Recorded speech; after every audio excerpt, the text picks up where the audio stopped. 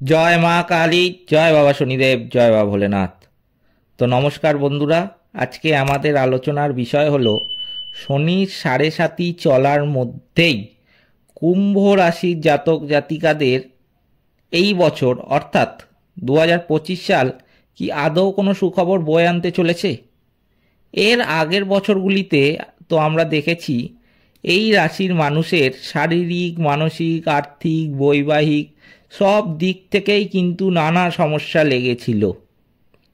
অনেকে আবার বড় বড় বিপদেরও কিন্তু সম্মুখীন হয়েছে। আমি এরকমও কিন্তু দেখেছি অনেককে, যে কারোর ব্যবসা বেশ অনেকটাই বড় ব্যবসা ছিল, কিন্তু ঋণের দায়ে তা কিন্তু আজ প্রায় বন্ধ হতে বসেছে। স্বাস্থ্যের দিক থেকে বড় কোনো অপারেশনও করতে হয়েছে এই কুম্ভ রাশির জাতক জাতিকাদের। বিবাহিত জীবনে কোর্ট কেস অবধি চলে, সেটা ডিভোর্সের জন্য কিন্তু চলে এসছে ব্যাপারটা। সুন্দর বিবাহিত জীবন চলছিল, কিন্তু এতটাই শনির সাড়ে সাতির ফলে এতটাই খারাপ গেছে যে সেটা ছোট কোনো ব্যাপার নিয়েই ডিভোর্স এত দূর জল গড়িয়ে গেছে যে সেটার জন্য ডিভোর্সও হয়ে গেছে। বিশেষ আমি আবার কিন্তু এরকমও অনেককে দেখেছি যে অফিসে, বিশেষত আমি যেটা বলতে চাইছি, যে প্রাইভেট ফার্মে বসের সঙ্গে নানা মালিন্যের জেরে, মাথায় রাখবেন জিনিসটা, বসের সাথে নানা মনোমালিন্যের জেরে কিন্তু আপনি চাকরিটা ছেড়ে দিয়ে বসে আছেন। তার জেরে বাবা মায়ের মধ্যে মানসিক অশান্তিও কিন্তু বেড়েছে। আপনি সেটা এখন বুঝতে পারছেন, আর সেই কারণে হন্য হয়ে কিছু একটা, মানে যেটা আমি বলতে চাইছি, যে এমন কিছু করার একটা ইচ্ছা যার জন্য মান সম্মানও অনেকটা পাবেন, আবার অনেকটা স্যালারিও আপনার বাড়বে আগের কাজটার থেকে। তো সেই রকম একটা খুঁজছেন, এরকম একটা চাকরি পেলে খুব একটা ভালো হয়, এরকমটাই চেষ্টা করছেন। ব্যবসা হলেও ভালো হয়, তবে যে পরিমাণ পুঁজির দরকার সেটা নেই, তাই জন্য ব্যবসাটা শুরু করতে পারছেন না। তাই জন্য ভাবছেন যে না বাবা, লোকের কাছে কাজ করি। সেই কাজটাও কিন্তু ছোটোখাটো কাজ হলে ভাল লাগবে না, একটু যেন সেটা মাইনেটা একটু বেশি হয়, একটু যেন আমার মান সম্মানটাও বাড়ে, মানে একটু উঁচু পোস্টে যেন পাই, এরম ব্যাপার। তো এইগুলো সব নিয়ে আজকের এই ভিডিওটা শুরু করতে চলেছি। ভিডিওটা ভালো লাগলে কিন্তু লাইক, শেয়ার ও সাবস্ক্রাইব করতে ভুলবেন না, এবং কমেন্ট বক্সে কিন্তু অবশ্যই লিখুন জয় মা কালী।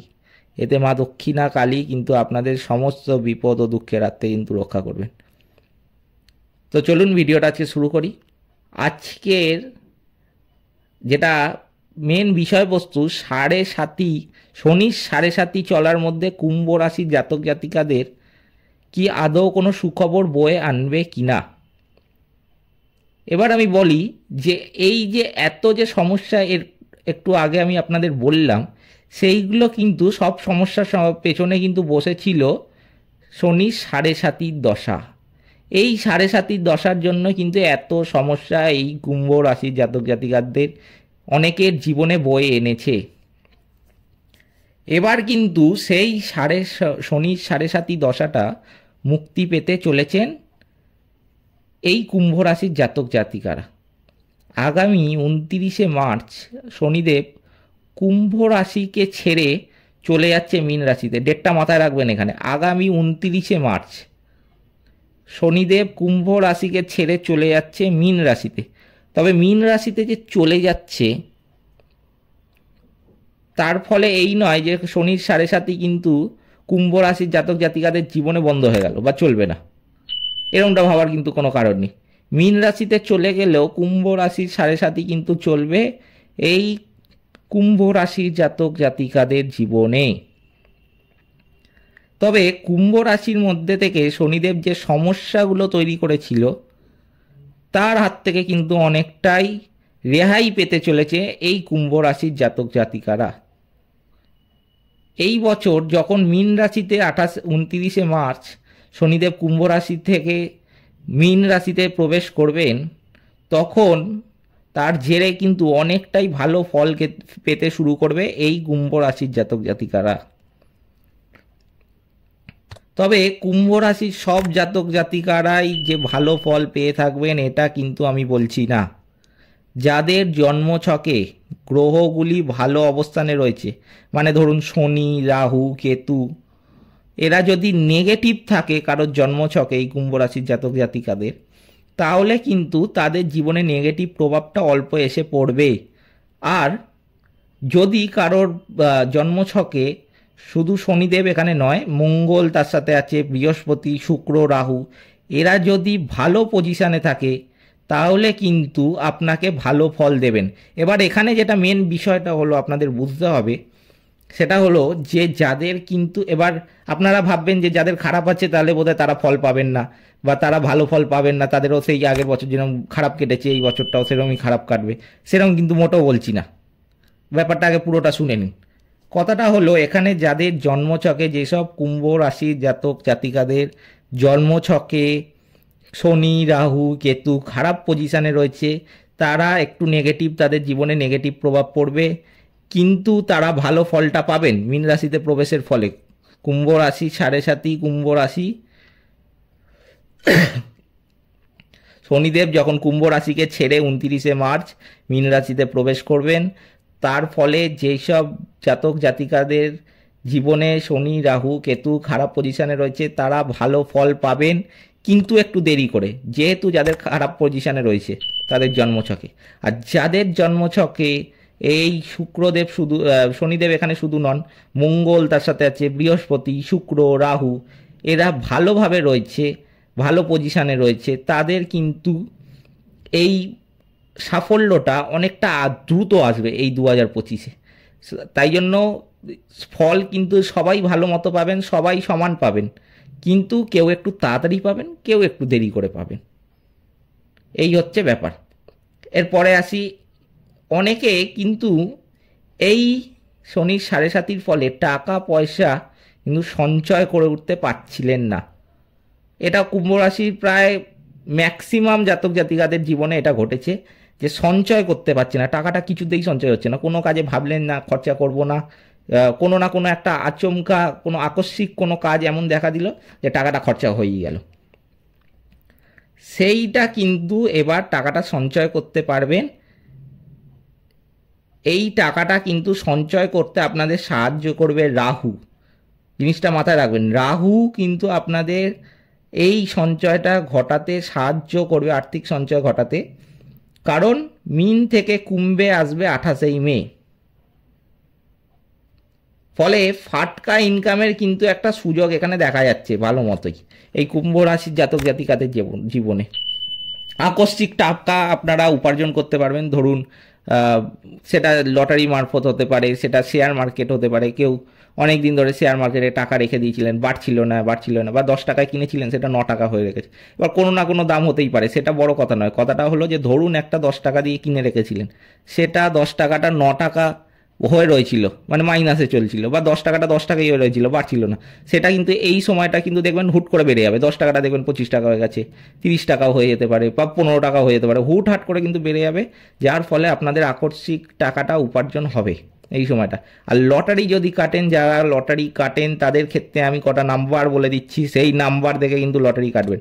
নাম্বারগুলো লিখে রাখুন, 29, 8, 11, 4, এই নাম্বারগুলো 29, 11, 8, 4, এই নাম্বারগুলো দেখে লটারি কাটুন। দেখবেন লটারি লাগার সম্ভাবনা কয়েক গুণ বৃদ্ধি পাবে, কয়েক গুণ। এরপরে আসি, যার থেকে কিন্তু একটা হঠাৎ দেখবেন সেই সময়টা ইনকাম কিন্তু দেখা যাবে, এই যদি লটারি কাটেন বা এই যদি শেয়ার মার্কেটে আগে থেকে ইনভেস্ট করে রাখেন, বা তখনও করতে পারেন সেই সময়টাকেও আগে থেকে ইনভেস্ট করে রাখেন। সেই সময় খুললেন, ইচ্ছা হলো যে একটুখানি 100 টাকা খুলে দেখি বা 200 টাকা খুলে দেখি, দেখবেন কিন্তু বাড়বেই সেই সময়টা। এছাড়া অন্য গ্রহগুলো যেমন শুক্র, বৃহস্পতি, মঙ্গল, এদের অন্য রাশিতে প্রবেশ করার জন্য, যেমন শুক্রের মীন রাশিতে প্রবেশ করার জন্য যেটা দেখা যাচ্ছে, রাজযোগের কিন্তু প্রভাবে আর্থিক উন্নতি বেশ ভালো রকম দেখা যাচ্ছে।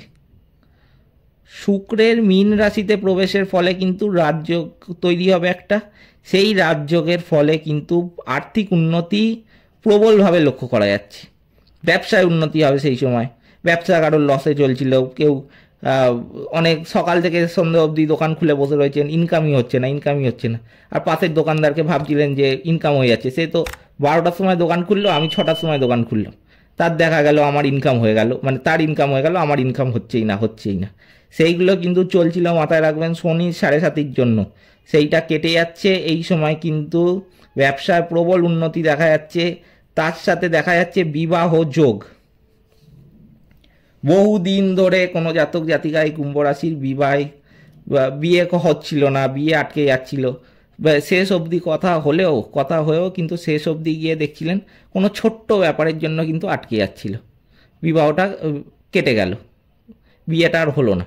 সেইটা কিন্তু এই সময় লক্ষ্য করতে পারবেন যে সেই সমস্যার কিন্তু আপনারা সমাধান হয়ে যাবে, কোনো চিন্তা নেই। এই সময়টা বিবাহ হবে, আর্থিক উন্নতি হবে, তার সাথে ব্যবসায় উন্নতি বাড়বে।